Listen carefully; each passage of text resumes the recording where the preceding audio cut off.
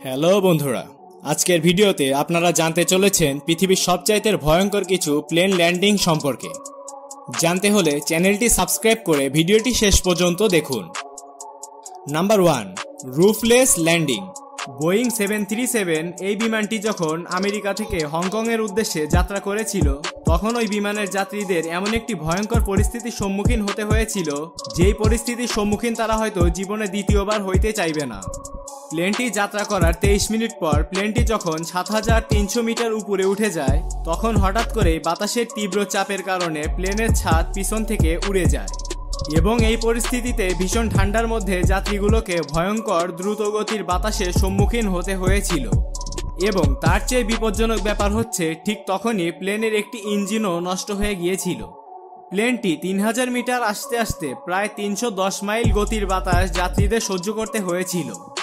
কিন্তু বন্ধুরা, একটি প্রবাদ রয়েছে, যত মুশকিল তত আসান, এবং শেষ পর্যন্ত এই বিমানটি সঠিকভাবে এসে ল্যান্ড করতে পেরেছিল। এমনকি এই দুর্ঘটনাকে পৃথিবীর সবচাইতে ভয়ঙ্কর প্লেন দুর্ঘটনাও বলা হয়ে থাকে। Number 2, landing on Hudson river. প্লেনে চড়তে সকলেই কম বেশি ভালোবাসে, যদিও আমি কোনোদিন প্লেন ভ্রমণ করিনি।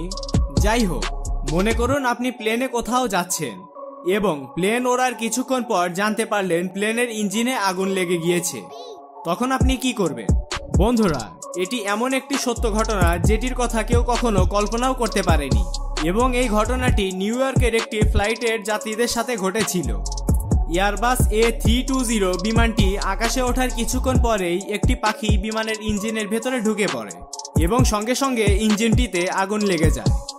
এবং আগুন ধরার পরেই পাইলট কি করবে বুঝে উঠতে পারছিল না, কিন্তু পাইলটকে পুনরায় ফিরে যাওয়াও সম্ভব নয়, যার কারণে পাইলট সঙ্গে সঙ্গে সিদ্ধান্ত নেয় তার পাশে থাকা একটি নদীতে সে বিমানটি ল্যান্ড করাবে, এবং তিনি কাজটি করেও ফেলেন, এবং লাইফ গার্ডের কারণে তারা সেখান থেকে বেঁচে ফিরে আসেন।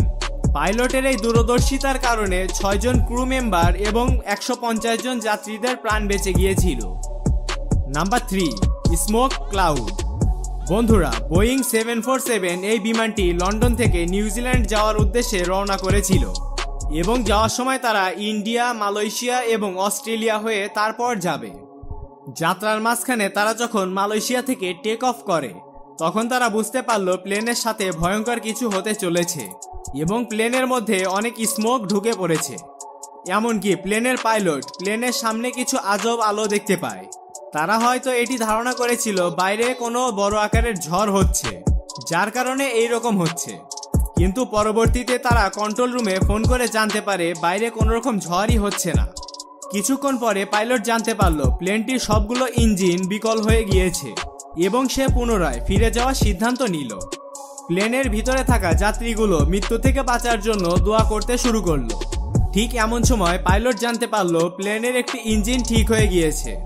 কিছুক্ষণ যাওয়ার পরে তারা খবর পেল প্লেনের সবগুলো ইঞ্জিনই ঠিক হয়ে গিয়েছে, এবং শেষ পর্যন্ত বিমানটি ইন্দোনেশিয়ায় গিয়ে ল্যান্ড করেছিল।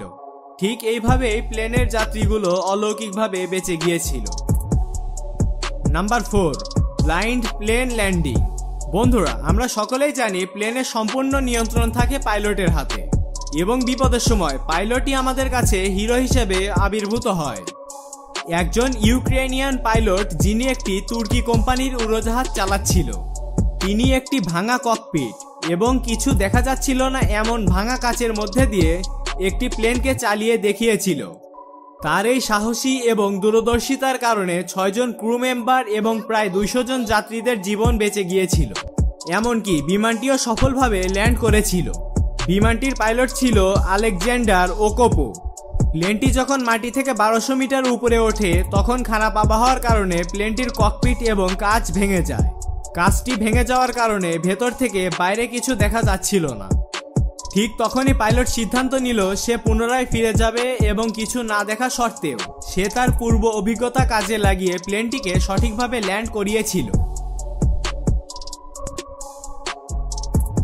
তো বন্ধুরা, এই ছিল আমাদের আজকের ভিডিওটি কেমন লাগলো অবশ্যই কমেন্ট করে জানাবেন, এবং আপনি যদি এমনই রহস্যময়, আনকমন আর ইন্টারেস্টিং ভিডিও দেখতে পছন্দ করেন, তবে আমাদের চ্যানেলটি সাবস্ক্রাইব করে পাশে থাকা বেল আইকনে ক্লিক করুন। আজকের মতো এ পর্যন্তই, দেখা হচ্ছে আগামী এপিসোডে। ততক্ষণ পর্যন্ত ভালো থাকুন, সুস্থ থাকুন। ধন্যবাদ।